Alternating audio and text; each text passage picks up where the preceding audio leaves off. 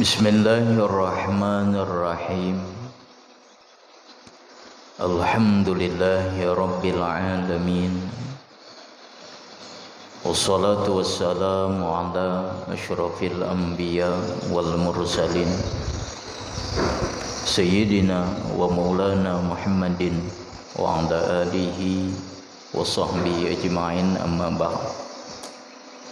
Qala musannif rahimahullah wa nafa'na bihi wa bi ulumihi fid dharaini amin. Faslun ay hadza faslun. Bermula ini suatu fasal. Wahzar ayyuhal murid kullal hadri min tarkil jumu'ati wal jama'at fa inna zalika min 'adati ahlil batalat wa simati arbabil jahalat. Wahzar ayyuhal murid, dan takutilah olehmu wahai orang yang hendak menjadi orang yang dekat dengan Allah. Takuti olehmu akan bersengatan takut min tarkil jumu'at, daripada meninggalkan salat Jumat, wal jamaat, dan salat-salat berjamaah. Orang yang hendak menjadi kekasih Allah, hendaklah dia bersengatan takut meninggalkan salat Jumat dan salat-salat berjamaah. Fa inna zalika min 'adati ahlil batalat, maka sesungguhnya yang demikian itu, meninggalkan Jumat, meninggalkan salat berjamaah, itu adalah kebiasaan ahlul batalat, orang-orang yang batil, orang-orang yang pengangguran. Wasimati arbabil jahalat, dan tanda-tanda orang-orang yang jahil atau bodoh. Jadi hendaklah pertama-tama orang yang ingin dekat dengan Allah itu tidak meninggalkan salat Jumat maupun berjamaah. Nah, dalam salat berjamaah misal ada hadis Nabi sallallahu alaihi wasallam, kata Nabi kita, la salata li jaril masjid illa fil masjid. Tidak ada salat bagi orang yang berjiran dengan masjid melainkan di masjid. Para ulama menjelaskan la salata di situ maksudnya salatnya itu tidak ada nilainya. Tidak ada nilainya salat bagi orang yang berjiran dengan masjid melainkan di masjid. Jadi kalau orang yang dekat dengan masjid dia salat di rumah, maka hadis ini menjelaskan salatnya di rumah itu tidak diterima oleh Allah meskipun sah. Arti sah, kewajibannya gugur, dia tidak wajib mengqadha, tetapi Allah tidak menerima salat tersebut sehingga tidak ada nilainya. Nah, dalam salat berjamaah ini berbeda-beda salat, berbeda-beda pula keutamaannya. Nah, dalam salat berjamaah yang paling afdal itu berjamaah salat subuh. Ini yang pertama. Kenapa salat subuh berjamaah ini paling afdal? Karena paling sulit As-sawab ala qadri ta'ab. Pahala itu atas kadar kesusah payahan. Subuh ini berjamaahnya sulit. Nah ini yang paling afdal. Nah sesudah subuh salat isya. Salat isya. Sesudah salat isya salat asar. Ini susunan keabdalannya dalam berjamaah. Sesudah asar zuhur dan kemudian maghrib. Nah jadi yang paling afdal berjamaah itu subuh, nomor 2 isya. Kalau tidak bisa nang lainnya, kan misal uzur, berjamaah uzur, cuman hanya bisa 2 kali berjamaah, maka pilihlah subuh dengan isya. Karena ada juga hadis Nabi yang menjelaskan tanda-tanda orang mukmin. Pembeda dengan orang munafik adalah salat subuh dan isya berjamaah. Ujar Nabi, al-farqu bainana wa bainal munafik syuhudul atamati was subhi la yastati'unahuma.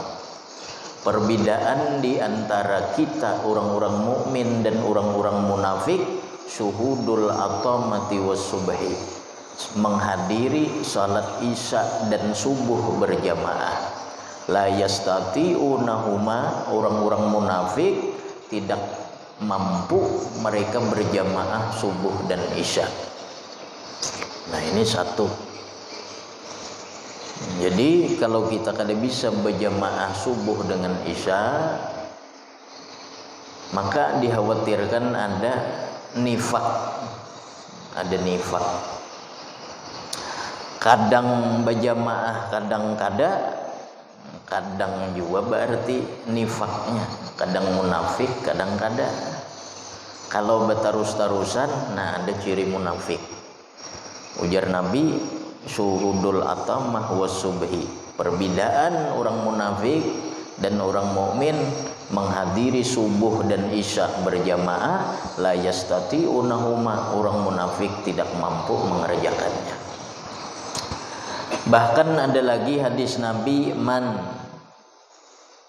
sholal isya fi jama'atin, barang siapa salat isya dalam keadaan berjamaah, faka'an nama ahya nisfal lail, maka seolah-olah dia menghidupkan separuh malam. Orang salat isya berjamaah, maka sama halnya dengan dia menghidupkan separuh malam dengan qiyamul lail. Faka'an nama ahya nisfal lail.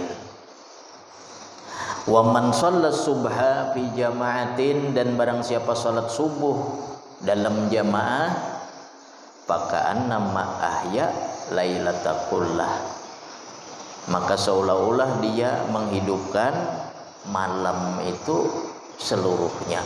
Nah jadi berjamaah isya, berjamaah subuh, maka seolah-olah dia menghidupkan malam semalaman suntuk.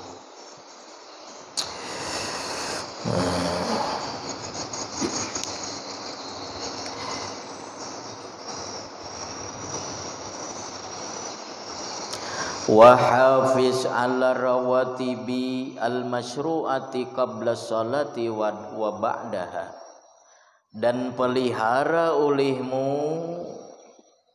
atas salat rawatib yang disyariatkan sebelum salat dan sesudah salat. Nah di samping berjamaah, peliharalah salat rawatib yang kita disuruh mengerjakannya sebelum salat dan sesudah salat, qabliyah dan ba'diyah. Rawatib ini tujuannya untuk menambal kekurangan-kekurangan yang ada di dalam salat fardu. Dalam salat fardu kita kurang khusyuk. Dalam salat fardu kita mengerjakan yang makruh. Dalam salat yang fardu kita meninggalkan yang sunnah.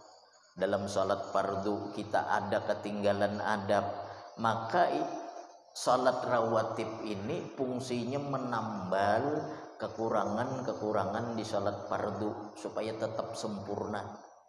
Ketika hadir salat kita di hadirat Allah, salat kita ini masih sempurna, kada kurang. Kalau kita sembahyang fardu melulu, ada salat fardu kita ini kurang khusyuknya, kurang adabnya, kurang sunah-sunahnya, tak kerjakan yang makruh-makruh, maka salat kita ini dihadirkan di hadirat Allah kurang. Nah, oleh karena itu hendaklah ditambal salat rawatib baik qabliyah maupun ba'diyah. Wa wajib ala salatil witri wadduha, dan kekalilah atas salat witir dan salat duha.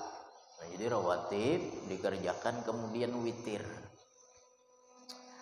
Nah, witir ini salat yang dikerjakan sesudah salat isya, paling sedikit 1 rakaat, paling banyak 11 rakaat. Ada di dalam hadis Nabi yang menjelaskan bahwa salat witir ini sangat penting, sehingga di dalam mazhab Imam Hanafi witir ini hukumnya wajib. Dalam mazhab Hanafi, lain mazhab kita Syafi'i lain. Mazhab Hanafi mereka wajib mengerjakan witir. Hadis Nabi berbunyi, malam yutir falaisa minna.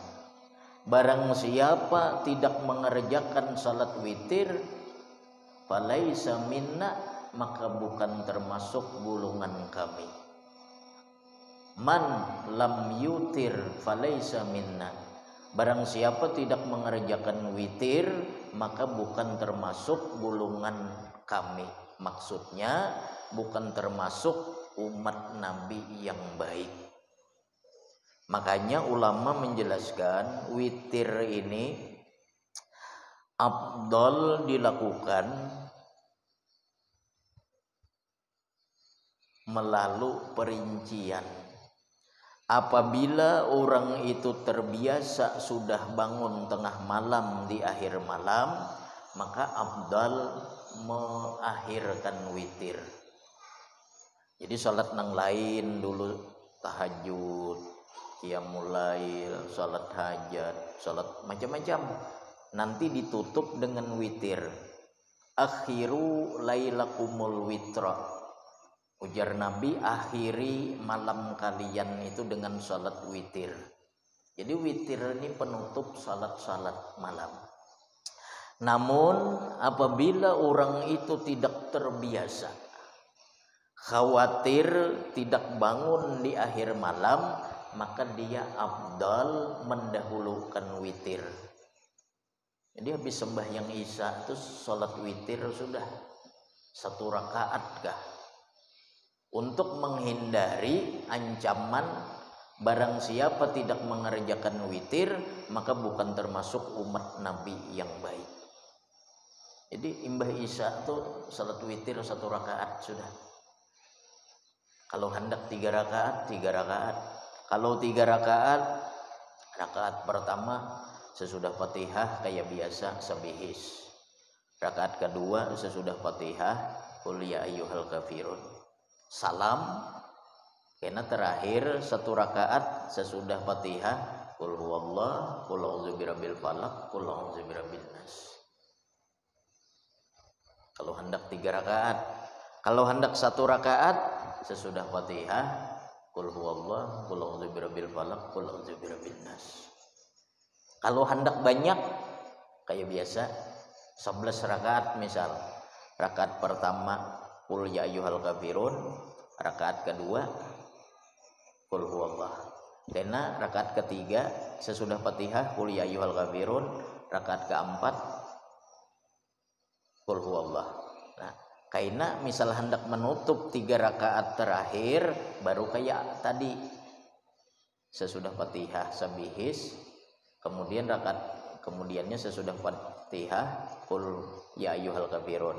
Nah sesudah itu serakaat terakhir baru qul huwallah, qul a'udzu birabbil falaq, dan qul a'udzu birabbin nas. Nah kayak itu.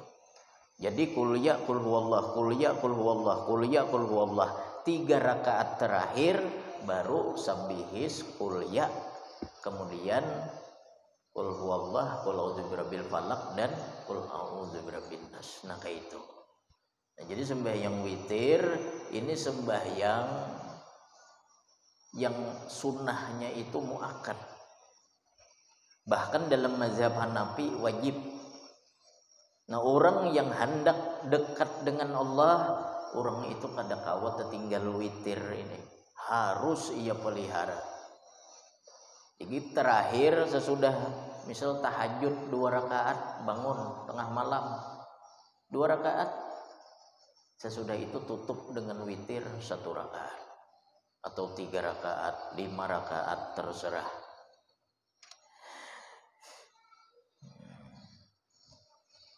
Wadduha, dan pelihara atas salat duha. Sembahyang duha semalam ada hadis Nabi juga yang menjelaskan man shallat duha rak'atain lam yuktab minal ghafilin. Barang siapa salat duha 2 rakaat, ini cuma 2 rakaat, lam yuktab minal ghafilin, orang itu tidak dicatat sebagai orang yang lalai kepada Allah. Siangnya sembahyang duha 2 rakaat, seharian itu dianggap tidak lalai dengan Allah. Nah, ini fadilah duha. Di samping keutamaan-keutamaannya yang lain, di antaranya man shallat duha rak'atain, barang siapa salat duha 2 rakaat, baru 2 rakaat, belum 4, belum 6. Kalau 4 rakaat salat duha, maka Allah cukupi orang itu. Kalau cuma 2 rakaat, orang itu sudah dianggap tidak lalai kepada Allah. Nah, jadi hendaklah ini juga dipelihara. Habis sembahyang isyraq misal, langsung salat duha, sudah.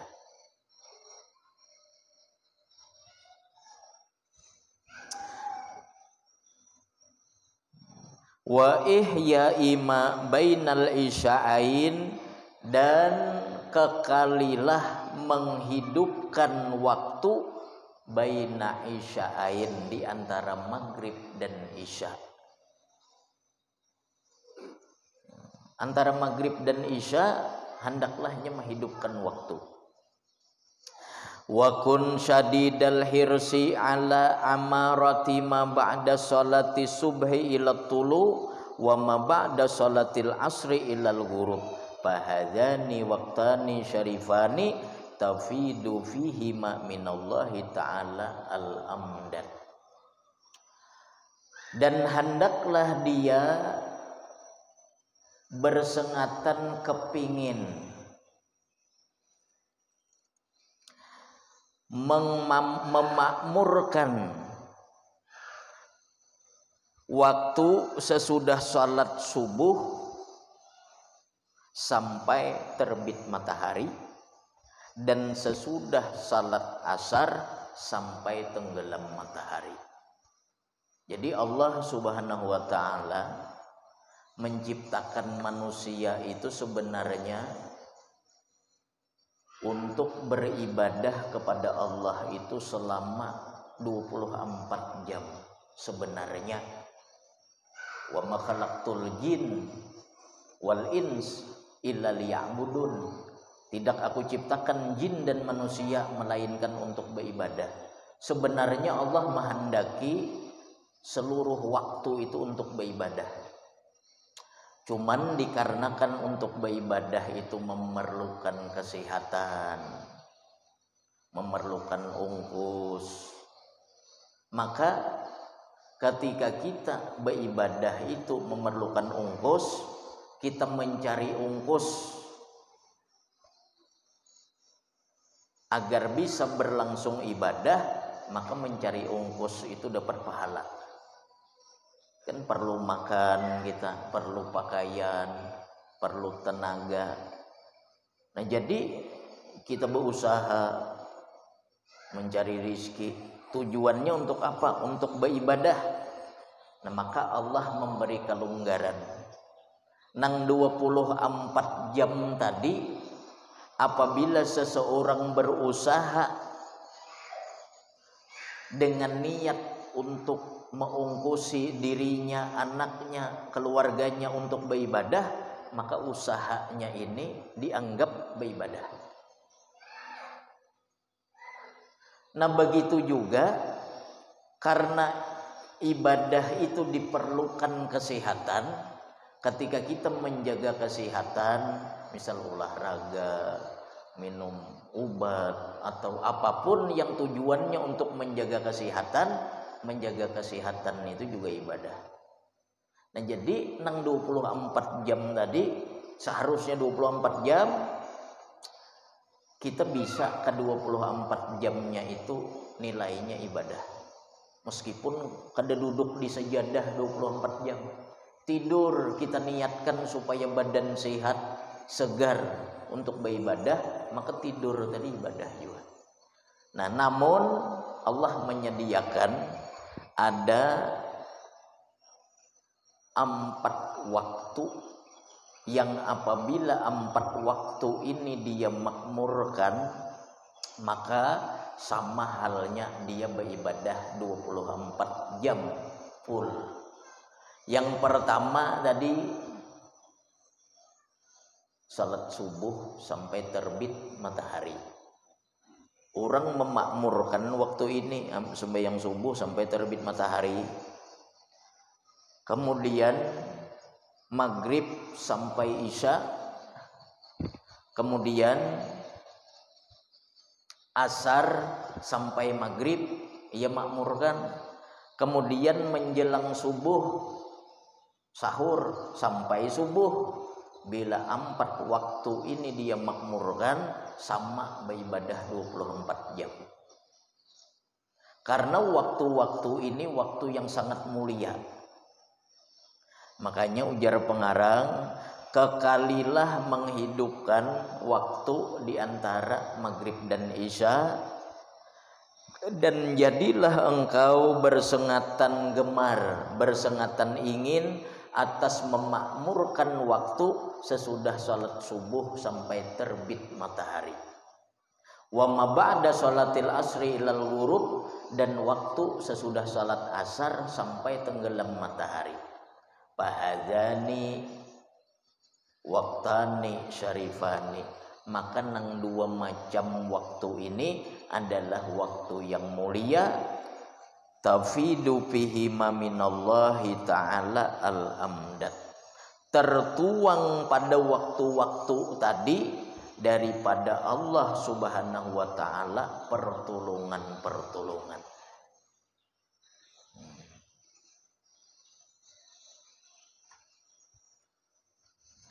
Alal mutawajjihina ilaihi minal ibad, atas orang-orang yang berhadap kepada Allah daripada hamba-hambanya. Nah, jadi pertolongan apa saja yang diberikan Allah. Wa fi amarati ma ba'da salati subhi khasiyatan kawiyatan fi jalbil arzakil jismaniyah, dan pada memakmurkan waktu sesudah salat subuh itu memiliki khasiat yang kuat untuk menarik rizki materi atau rizki jasmani. Jadi kalau orang tuh memakmurkan waktu subuh sampai sesudah salat subuh sampai terbit matahari, itu adalah pertolongan Allah yang sangat cepat untuk menarik rizki materi, rizki jasmani, seperti duit, seperti harta. Nah, itu waktu yang sangat mujarab adalah sesudah salat subuhnya berzikir. Sampai kapan? Sampai terbit matahari. Wa fi amarati ma ba'dal asri khasiyatan kawiyatan li jalbil arzakil qalbiyah, dan pada memakmurkan waktu sesudah salat asar sampai maghrib itu khasiat yang kuat untuk menarik rizki hati.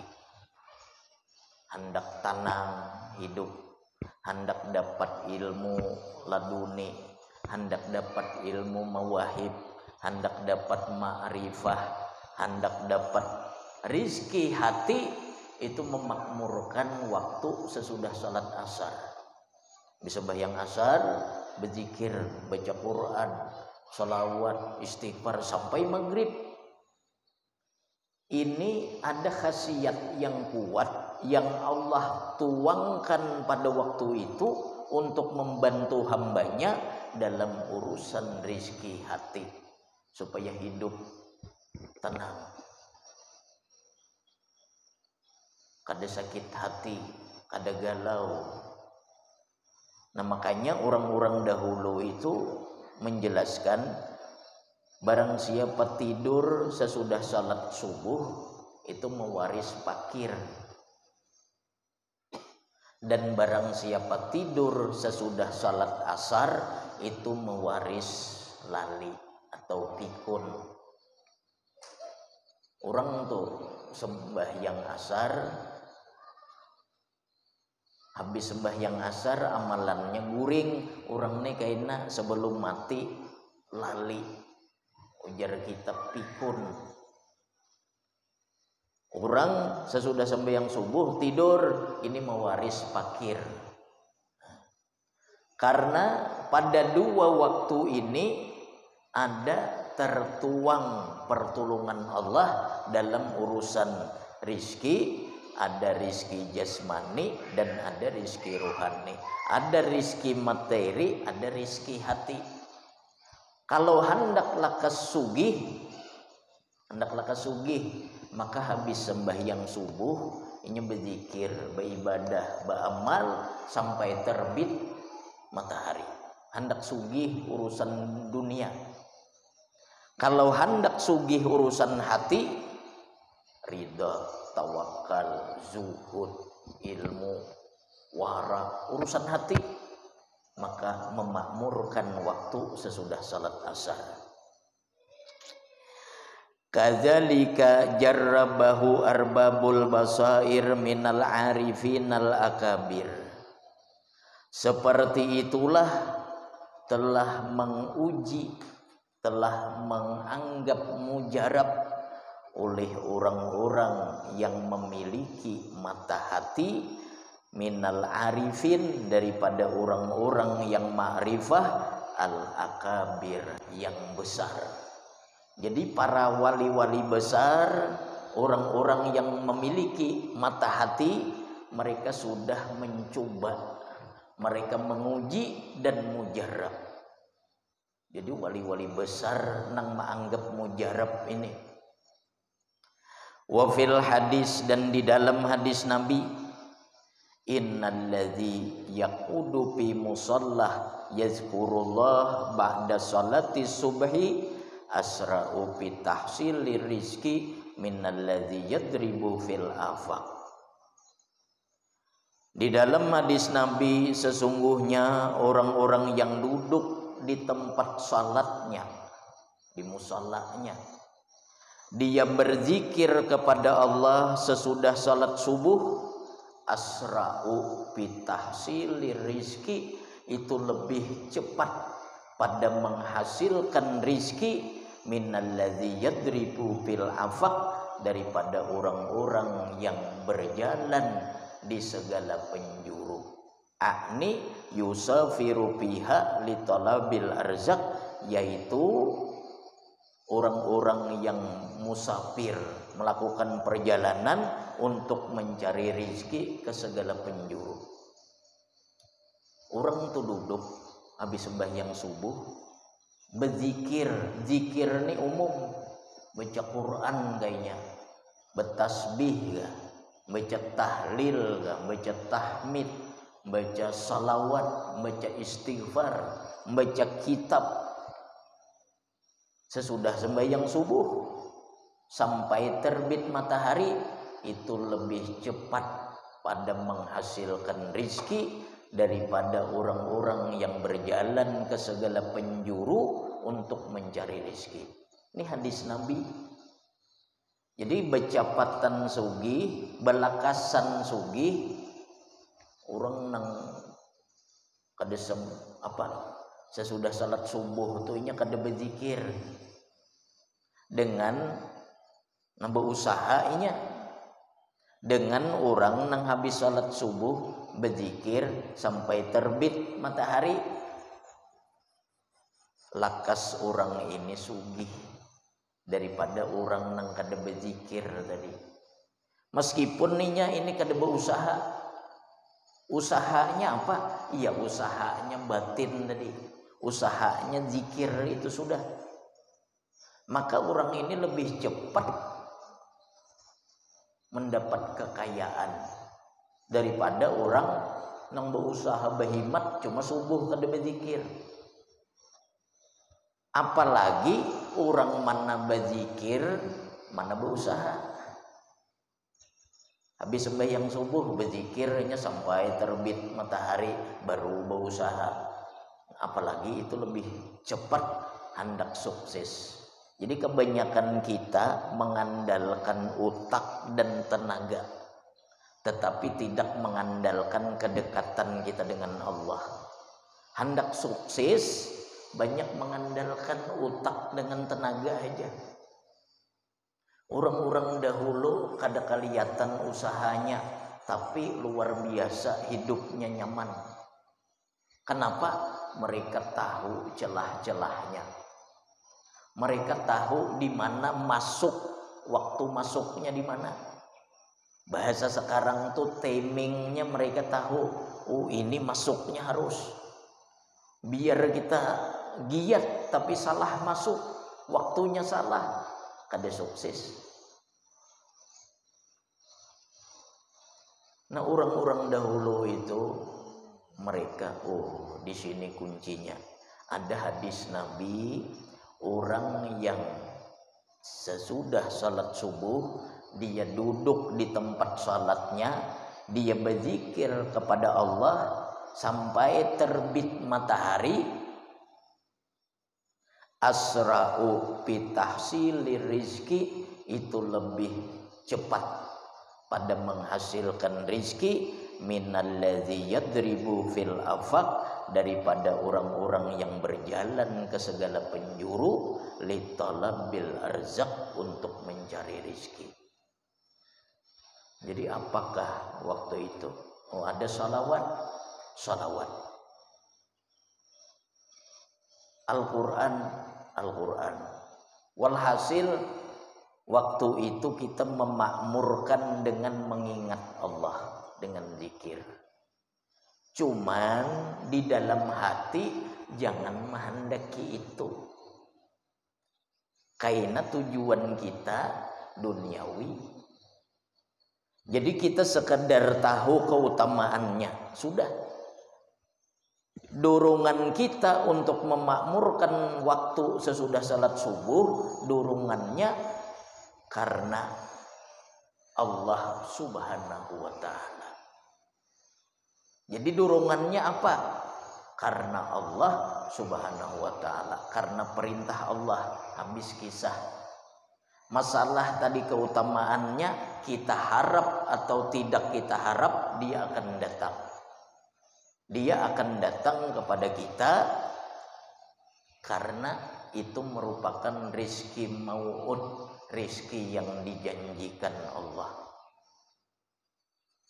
Kada usah diharap lagi itu, karena kada ikhlas kita.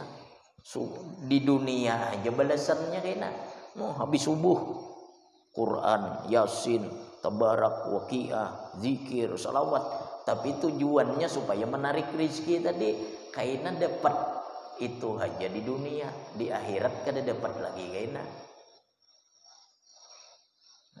Jadi sekedar tahu ini khasiatnya. Beramal tetap karena Allah. Jangan mengharap yang demikian itu. Nah, kemudian lagi dahulu kami diajarkan agar murah rizki itu hendak membaca surah Waqiah itu untuk urusan kelancaran rizki itu habis asar diamalkan. Jadi Waqiah habis asar itu 40 kali 40 hari jangan pecah, itu sudah berasa, khasiatnya sudah berasa. Tapi tadi ingati tujuannya jangan itu. Ketika mengamalkan niat karena Allah, habis kisah.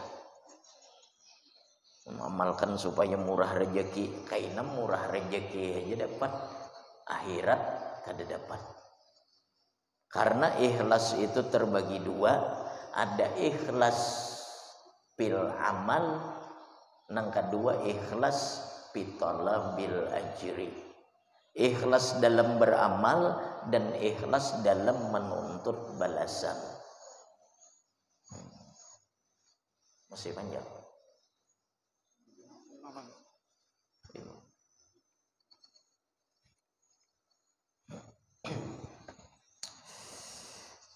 Faslun ay hadza faslun walladzi alaihil muawwalu fi tariqillahi ta'ala ba'da fi'lil awamir wajtinabil maharim mulazamatu zikrillah fa'alaika bihi ayyuhal murid fi kulli halin wa fi kulli waqtin wa fi kulli makanin bil qalbi wal lisan. Dan orang-orang yang atasnya itu sandaran pokok di dalam jalan menuju Allah. Ada beisi ungkus, beisi usaha, beisi sesuatu yang bisa mengungkusinya sudah dalam urusan beribadah. Sesudah ia menjalankan perintah-perintah sembahyang 5 waktu dan menjauhi larangan-larangan, macam-macam larangan itu, maka dia harus melazimi zikir kepada Allah. Kada ada gawian, duit ada, ungkus beribadah, ada orang nama usaha akan saham ada, sarang burung ada. Orang ini sesudah menjalankan perintah, menjauhi larangan, orang ini berzikir aja lagi kepada Allah.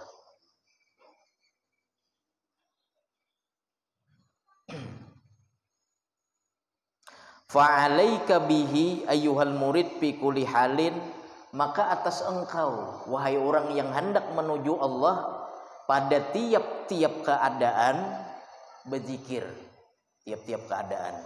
Wa fi kulli waqtin, dan pada tiap-tiap waktu berzikir. Wa fi kulli makanin, dan pada tiap-tiap tempat hendaklah berzikir. Jadi jangan sampai lupa dengan Allah pada keadaan, waktu maupun tempat. Orang hendak jadi wali, hendak jadi kekasih Allah, kada kawa orang itu lalai daripada zikir. Wa zikrul ladzi yajma'u jami'a ma'anil azkar, dan bermula zikir yang menghimpunkan seluruh makna daripada zikir, wa samaratiha, dan buah zikir, al-batinati wa zahirah, baik yang zahir maupun yang batin, huwa qaulu la ilaha illallah. Ini himpunan daripada seluruh zikir yang berbuah zahir maupun batin, ialah la ilaha illallah. Zikir itu umum, hauqalah zikir juga, la haula wala quwata illa billah, hamdalah, alhamdulillah, zikir juga.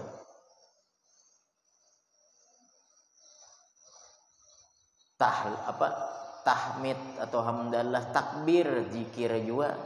Macam-macam itu zikir. Cuman zikir yang menghimpunkan seluruhnya la ilaha illallah. Jadi la ilaha illallah ini, dalam la ilaha illallah itu la itu kalimat nafi, artinya menafikan. Ilaha manfi, yang ditepikan. Illa isbat, menetapkan. Allah musbat, yang ditetapkan. Maka ketika zikir itu adabnya diantaranya pertama menghadap kiblat, kemudian la ilaha, nah dibuang ilahanya ke samping, tidak ada Tuhan, nah dibuang, illa kecuali Allah, nah hantamkan ke sini Allahnya. Jadi la ilaha illallah. Jadi Allahnya tuh di sini, hati kita tuh di sini. Jadi Allahnya tuh di sini. Jadi orang begiling itu kada sembarangan, kada itu. Kalau lupa mah, itu kada sembarangan itu. Dan ketika itu hadirkan wajah guru mursyid kita. Dan jangan minum dalam berzikir. Jadi berzikir itu adabnya jangan minum. Karena zikir itu panas untuk membakar dosa, membakar kibir, takabur, membakar riya, membakar hasad, macam-macam dibakarnya. Jadi jangan minum. Nah, jadi ini la ilaha illallah. Jadi Allah ke sini, dada sini, nah ini Allah. La ilaha illallah, tidak ada Tuhan selain Allah. Itu bagi orang awam, Nah, bagi kita la ilaha illallah itu naikakan la fa'ila illallah. La ilaha illallah, tidak ada yang berbuat kecuali Allah. Kalau kita la ilaha illallah, tidak ada Tuhan selain Allah, ini tingkatan orang awam dan kada kawat tawakal kepada Allah. Kalau la ilaha illallah artinya tidak ada Tuhan selain Allah, inya tahu Allah Ta'ala itu Tuhan, sekedar itu aja. Allah Ta'ala itu Tuhan. Cuma nang memberi rizki usahanya seorang, nang memberi rizki kecerdasannya, nang berbuat, kenapa inya sakit, inya nang tersalah, kenapa inya tahu Allah Ta'ala cuma Tuhan, kada kau bertawakal orang itu. Jadi la ilaha illallah harus ditingkatkan sudah orang kaya kita ini, la fa'ila illallah, kada ada nang berbuat kecuali Allah. Kita berusaha, usaha kita ini kita dapat rizki, tidak ada yang berbuat kecuali Allah. Berarti Allah bukan hanya sekedar Tuhan, tetapi Dia juga yang menyampaikan rizki kepada kita. Bukan usaha kita, bukan kecangkalan kita, bukan kekuatan kita, bukan kepintaran kita. Nah, jadi kalau kita la ilaha illallah artinya la fa'ila illallah, tidak ada yang berbuat kecuali Allah. Tidak ada yang memberi rizki, tidak ada yang menyembuhkan, tidak ada yang memberi penyakit, tidak ada yang melapangkan, tidak ada yang menyempitkan, tidak ada yang memberi manfaat, tidak ada yang memberi mudarat, melainkan Allah. Jadi jangan lagi la ilaha illallah itu tidak ada Tuhan selain Allah. Itu orang hanya masuk Islam itu. La ilaha illallah, tidak ada Tuhan selain Allah. Bila hanya seperti itu, orang ini kada kau tawakal dengan Allah. Karena ini yang menyangka rizki datang ini usahanya orang lain. Kenapa? Allah tuh cuma Tuhan, ingat situ aja. Tapi kalau tidak ada yang berbuat kecuali Allah, kawainya tawakal, kawainya ridha, kawainya qanaah, macam-macam. Get